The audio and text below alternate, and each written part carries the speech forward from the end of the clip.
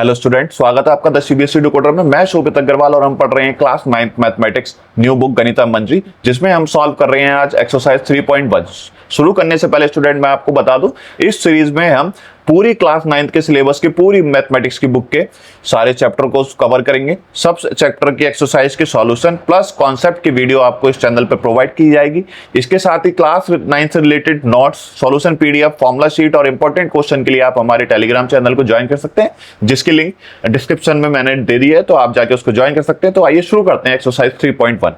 Question first, a merchant in the port city of Lothal is exchanging bags of spices for the copper ingots. Student, एक Lothal city में एक merchant है जो क्या कर रहा है, स्पाइसेस के बैग चेंज कर रहा है। किसके लिए? कॉपर इनगोट्स के बदले में स्पाइसेस के बैग को एक्सचेंज करता है। He received 15 ingots of for every 2 bags of spices. उसको क्या मिलता है? एवरी 2 बैग्स ऑफ स्पाइसेस के लिए उसको 15 इनगोट्स मिलते हैं। मींस जब वो 2 बैग्स ऑफ स्पाइसेस देता है तो रिटर्न में उसको क्या मिलता है? 15 इनगोट्स मिलते हैं। If he brings 12 bag of spices to the market, how many copper ingots will he leave with?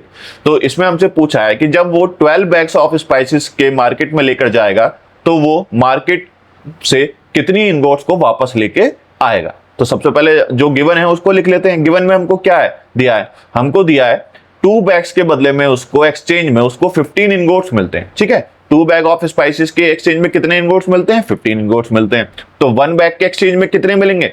15/2 इनगोट्स। ठीक है, तो और हमसे पूछा क्या है? 12 बैग्स ऑफ स्पाइसेस के एक्सचेंज में उसको कितने इनगोट्स मिलेंगे? तो सिंपल सी बात है, 1 बैग के रिटर्न कितने मिलने हैं? 15/2। अब दोनों साइड हम क्या कर दें? 12 की मल्टीप्लाई कर दें। ठीक है, तो ये कितना हो जाएगा? 12 बैग, और यहाँ पे कितना हो जाएगा? 12 मल्टीप्लाई बाय 15/2। ठीक है, सॉल्व करेंगे तो 2 से 12 कट जाएगा कितने टाइम में? 6 टाइम में। तो हमारा क्या आ जाएगा? 15 × 6।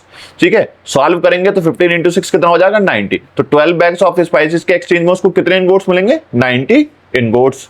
ठीक है स्टूडेंट, होपफुली आपको समझ में आया होगा। क्वेश्चन नंबर 2 देखते हैं। Question number 2, look at the sequence of number on 1 column of the Ishango bone. Ishango bone के एक कॉलम में एक सीक्वेंस होता है नंबर का, जो आपने इस चैप्टर की हिस्ट्री में पढ़ा होगा। वो सीक्वेंस क्या होता है? 11, 13, 17, 19। ठीक है, what do these number have in common? In number में क्या चीज कॉमन है? ठीक है, इन नंबर में क्या चीज कॉमन है? List the next 3 number that fit this pattern. ठीक है, और इस पैटर्न के हमको नेक्स्ट 3 नंबर्स को लिखना है। तो स्टूडेंट इसमें ध्यान से देखिए, सबसे पहले हम नंबर लिख लेते हैं जो हमको नंबर दिए गए। हमको नंबर क्या दिए? 11, 13, 17, 19। अब इसमें सबसे पहले आप कॉमन देखो कि इन नंबर्स में हमको बताना कॉमन्स क्या है। तो कॉमन आप देखो, जो ये हमारे नंबर हैं ये केवल या तो 1 से डिवाइड होंगे या खुद से डिवाइड होंगे। मींस जब इनके हम फैक्टर करेंगे, प्राइम फैक्टर करेंगे, तो इनके प्राइम फैक्टर क्या होंगे? या तो 1 होगा या ये नंबर खुद होंगे। जैसे 11 के फैक्टर क्या क्या हो सकते हैं? 11 के 2 ही फैक्टर होंगे, 1 और 11। 13 के फैक्टर क्या होंगे? 2 ही फैक्टर होंगे, 1 या 13। 17 के फैक्टर क्या होंगे? 1 और 17। 19 के फैक्टर क्या होंगे? 1 और 19। मींस या तो इनका एक फैक्टर 1 है या फिर इनका एक फैक्टर ये खुद नंबर है। ठीक है, तो ऐसे नंबर जिनके केवल 2 ही फैक्टर हो सकते हैं, मींस जिनके 2 ही फैक्टर होते हैं, या तो 1 या वो खुद, ऐसे नंबर्स को हम कहते हैं प्राइम नंबर्स। ठीक है, तो प्राइम नंबर्स क्या होते हैं? Number that have only 2 factors, 1 and itself. तो ऐसे नंबर को कहते हैं प्राइम नंबर। तो ये हमारे क्या हो गए? These are all are prime numbers. ठीक है स्टूडेंट, अब हमको बताने नेक्स्ट 3 नंबर्स बताने। ठीक है, तो 19 तक तो हो गया। अब 19 के बाद हमको ऐसे नंबर ढूंढने हैं जिनका केवल या तो फैक्टर 1 हो या वो खुद हो। अब 20 पे आते हैं तो 20 2 से डिवाइड हो जाता है, मतलब 20 का 2 फैक्टर हो गया। 4 भी फैक्टर है, 5 भी फैक्टर है, तो उसको छोड़ दो। 21 पे आ जाते हैं, 21 का एक फैक्टर 3 भी होता है, 7 भी होता है। 22 पे आते हैं, 22 का फैक्टर 2 भी है, 11 भी है। ठीक है, 1 के अलावा जितने फैक्टर बता रहा हूं ये 1 के अलावा है। अब 23 पे आते हैं। ठीक है, 23 पे आ गया तो 23 के फैक्टर क्या क्या है? या तो 1 है या 23 है। तो एक नंबर क्या हो जाएगा 19 के बाद हमारा? 23। ठीक है, 24 पे आते हैं, 24 के भी फैक्टर हो जाते हैं, 2 है, 2 से डिवाइड होता है, तो यानी कि 2 एक फैक्टर है। 25 का एक फैक्टर 5 है, 26 का भी फैक्टर 2 होता है, 27 का भी फैक्टर 3 होता है, 28 का फैक्टर 2 होता है। ठीक है, 29। अब 29 ऐसा नंबर है या तो जिसका फैक्टर 1 है या 29 है। 29 के बाद 30 पे आते हैं, तो 30 के भी फैक्टर 2 से डिवाइड हो जाता है, तो एक फैक्टर एक्स्ट्रा हो गया, तो ये भी प्राइम नंबर नहीं है। ठीक है, क्योंकि प्राइम नंबर के केवल दो ही फैक्टर होते हैं, मैक्सिमम दो ही फैक्टर हो सकते हैं, 1 और वो खुद, उसके अलावा कोई भी नंबर XYZ कोई भी नंबर उनका फैक्टर नहीं होना चाहिए। अब आते हैं 31 पे, तो 31 का क्या है, 31 के दो ही फैक्टर होते हैं, या तो 1 या वो खुद। तो ऐसे तीन नंबर हमारे क्या क्या हो गए, हमारे तीन नंबर हो गए 23, 29 एंड 31। होपफुली आपको ये क्वेश्चन समझ में आया होगा। Question number 3, we know that natural number are close under addition. ठीक है, close under addition means close property आपने पुरानी क्लासेस में पढ़ी होंगी। तो क्लोज प्रॉपर्टी हमारी क्या होती है, क्लोज प्रॉपर्टी हमारी वो प्रॉपर्टी होती है जब हम किन्हीं दो नंबर में कोई भी मैथमेटिकल ऑपरेशन, मैथमेटिकल या एल्जेब्रिक ऑपरेशन हमारे क्या होते हैं, एडिशन, सब्ट्रैक्शन, डिवाइड, मल्टीप्लिकेशन, चार हमारे एल्जेब्रिक ऑपरेशन होते हैं। तो कोई भी जब ऑपरेशन लगाते हैं तो उसका रिजल्ट जो है वो सेम ही आना चाहिए, उसका रिजल्ट सेम ही आना चाहिए।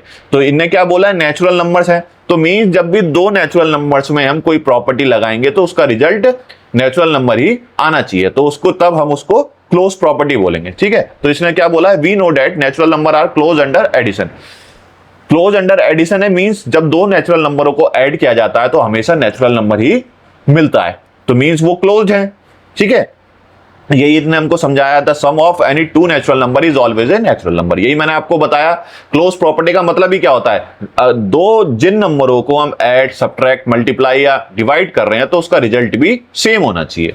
ठीक है, हमसे पूछा क्या है, are they close under subtraction, हमको बता दिया कि भाई एडिशन में तो ये क्या है, क्लोज्ड हैं, क्या ये सब्ट्रैक्शन में भी क्लोज्ड हैं। ठीक है, provide a couple of example to justified your answer, हमको जो भी अपना आंसर है कि वो क्लोज होंगे या नहीं होंगे उसको कुछ एग्जाम्पल देके जस्टिफाइड करना है। ठीक है, तो सबसे पहले तो क्लोज क्या होता है, क्लोजर मींस होता है the result should also be a natural number. Natural number में क्लोजर प्रॉपर्टी का मींस हो जाएगा कि जो हमारे रिजल्ट होगा, closure means result should be also be a natural number. ठीक है, तो इन्हें हमको दे दिया एडिशन में तो क्लोज होती ही हैं, तो ये से छोड़ दो। अब हमको सब्ट्रैक्ट में बताने, तो दो नेचुरल नंबर क्या होते हैं, हम जो काउंटिंग करते हैं उनको हम नेचुरल नंबर बोलते हैं, काउंटिंग नंबर हमारे नेचुरल नंबर होते हैं। ठीक है, तो हम क्या करते हैं, सब्ट्रैक्ट करते हैं। ठीक है, सब्ट्रैक्ट करने में हमने ले लिया एक नंबर ले लिया 8, एक नंबर ले लिया 5, तो सब्ट्रैक्ट करा 8 - 5 इक्वल टू कितना आ जाएगा 3। 3 कैसा है, हमारा काउंटिंग नंबर है, तो 3 हमारा नेचुरल नंबर है। तो इस वाले एग्जाम्पल से तो हमें लगा कि भाई दो नेचुरल नंबर को सब्ट्रैक्ट करने पे नेचुरल नंबर आ रहा है, यानी कि क्लोज है। लेकिन हम एक एग्जांपल और लेते हैं। अब हमने क्या करा, हमने दो नंबर ले लिए 4 और 9। अब हमने क्या करा, इस बार स्मॉल नंबर में से बिग नंबर को माइनस कर दिया, स्मॉल नंबर में से लार्ज नंबर को माइनस कर दिया। तो हमने क्या करा, 4 - 9।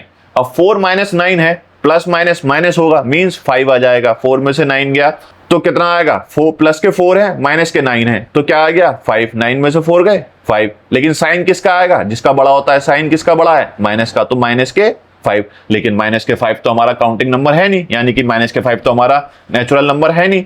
तो इससे क्या प्रूफ हो गया कि नेचुरल नंबर सब्ट्रैक्शन में क्लोज्ड नहीं होते। ठीक है स्टूडेंट, क्वेश्चन नंबर 4 और लास्ट क्वेश्चन इस एक्सरसाइज का, ancient Indian use the joint of their finger to count. मतलब पुराने समय में जो इंडियंस थे वो क्या करते थे, फिंगर का यूज करते थे काउंट करने के लिए, जो कि आज भी करते हैं। आज भी हम क्या करते हैं, आज भी हम कैलकुलेशंस के लिए अपनी फिंगर्स का यूज करते हैं। जब हम चाइल्डहुड से मैथमेटिक्स सीखते हैं, कैलकुलेशन प्लस माइनस सीखते हैं, तो हम अपनी फिंगर्स का यूज करते हैं।